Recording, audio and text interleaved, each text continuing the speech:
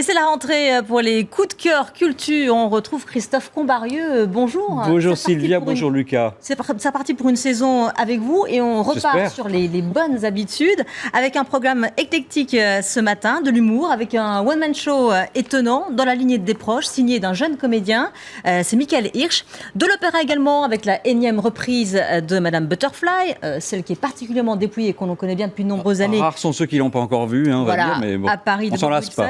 Voilà, et on commence, Christophe, avec un classique incontournable de la littérature russe. Absolument, et il s'agit d'une nouvelle extraordinaire signée Dostoïevski. Ça s'appelle Le rêve d'un homme ridicule. Pour faire un petit peu court, l'histoire, c'est celle évidemment d'un homme qui, le soir où il décide de se suicider, c'est pas forcément très drôle, mais ça peut arriver, va faire un rêve utopiste au carrefour entre l'Eldorado de Voltaire et l'homme primitif de Rousseau. Un monde où les hommes vivent heureux en harmonie avec la nature. Le problème est que notre héros va involontairement souiller ce monde par sa seule présence et y voir l'apparition du vice. Voilà, finalement, au réveil, le personnage va retrouver goût à la vie grâce à la croyance que l'homme a été bon un jour et surtout à l'espoir de retrouver enfin le bonheur sur Terre si tout le monde finalement s'y mettait un peu, si tout le monde se mettait un peu ensemble. Ouais, finalement, c'est presque un message d'espoir. C'est une philosophie assez contemporaine. Est-ce que c'est ça qui fait l'intérêt de la pièce, selon vous ? Alors, c'est effectivement, c'est un seul en scène de Jean-Paul Sermandiras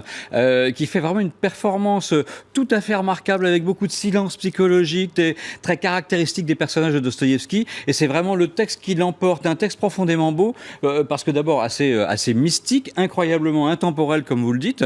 Et quand on sait justement que la pièce a été écrite en 1877 et que le monde souillé qu'il décrit ressemble étrangement à celui qu'on connaît en 2015. On va dire un mot de la mise en scène, Christophe. Elle est signée Olivier Itier, qui parvient avec seulement un banc, une bande-son, une projection murale finalement assez discrète, à nous emmener très loin dans l'imaginaire. En somme, avec cette économie de moyens adaptés pour nous faire entendre le texte. Voilà, la pièce s'appelle Le rêve d'un homme ridicule. C'est au Théâtre de Belleville jusqu'au 28 septembre. Est-ce que vous voulez en voir un extrait ? Allons-y. Et bien le voilà. Je suis un homme ridicule ? Maintenant, on me traite de fou. Ça pourrait être une promotion si on ne me trouvait pas toujours aussi ridicule. Il m'apparaissait clairement que la vie et le monde étaient comme dépendants de moi. Je me tue et le monde n'existe plus. Et je sens le tangage du cercueil. Et pour la première fois, je me rends compte que je suis mort. Mort.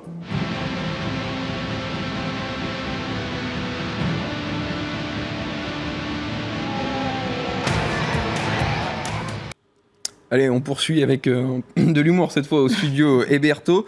Pour un seul en scène d'un jeune humoriste que vous nous dites, promis un bel avenir. Promis un très très bel avenir, à n'en pas douter. Il s'agit de Michael Hirsch pour son premier seul en scène intitulé Les Pourquoi. Alors c'est un spectacle qui a connu un véritable succès toute l'année dernière au Déchargeur, notamment il a retenu l'attention d'un grand monsieur de théâtre qui est Yvan Calberac, avec qui il a peaufiné les textes, laissé le soin de le mettre en scène, et la trame du spectacle, bien suggérée par le titre, est celui justement du questionnement. Michael Hirsch va donc suivre l'évolution d'un homme depuis sa tendre enfance jusqu'à l'âge avancé, en particulier toutes les interrogations qu'il peut avoir tout au long de sa vie sur l'amour, le sens des priorités, la famille, la vocation, l'art évidemment, et puis j'en passe. Je vais synthétiser avec les propres mots de Michael Hirsch. Pourquoi autant de questions sans réponse et autant de réponses sans questions ? Oui, ça c'est l'éternelle question.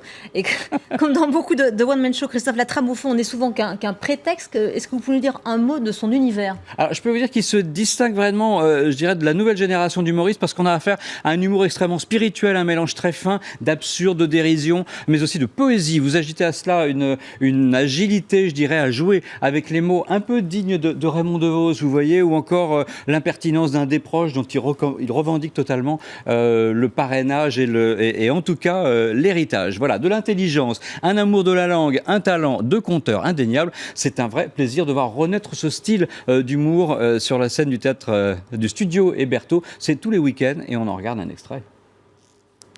Quand on est petit, on rêve, on fait des pleins sur la comète. Et quand on est grand, il paraît qu'on rêve de faire des pleins à 3. Pourquoi être comme tout le monde ? Je veux dire, il y a déjà plein de monde comme tout le monde. Et pourquoi il y a plusieurs religions, mais il n'y a qu'un seul Dieu ?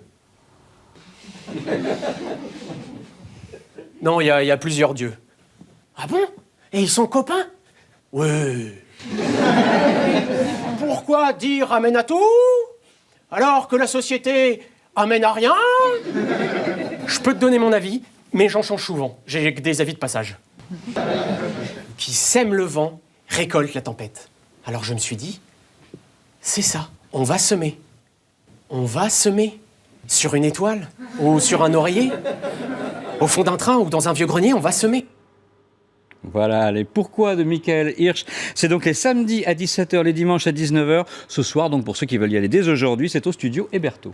Et direction l'Opéra Bastille pour finir, où redémarre la fameuse Madame Butterfly de Puccini pour une énième reprise de la production de Bob Wilson. Énième, on peut le dire, effectivement, Madame Butterfly, qui était, paraît-il, l'œuvre et l'héroïne préférée de Puccini, qui était plus ou moins une histoire vraie, celle d'une geisha qui donne naissance à l'enfant d'un officier de marine américain.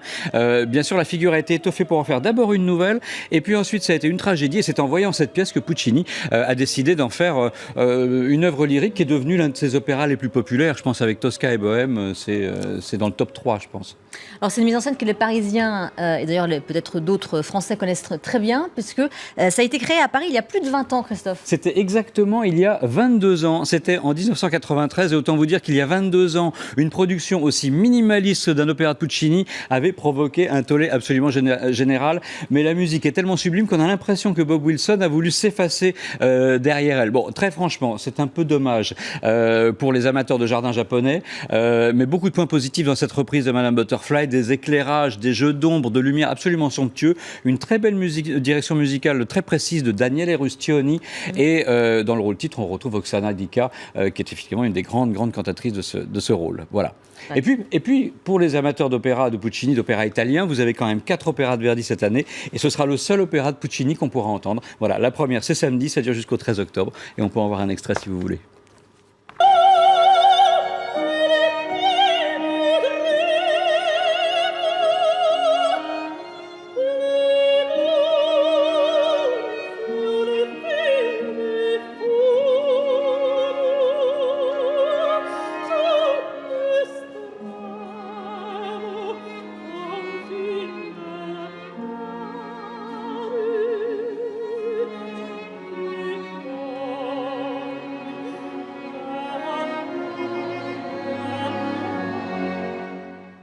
Et voilà pour Madame Butterfly à l'Opéra Bastille. Merci beaucoup. Jusqu'au 13 octobre. Christophe Combario, on vous retrouve dimanche prochain. Restez avec nous sur LCI à suivre, c'est un nouveau journal.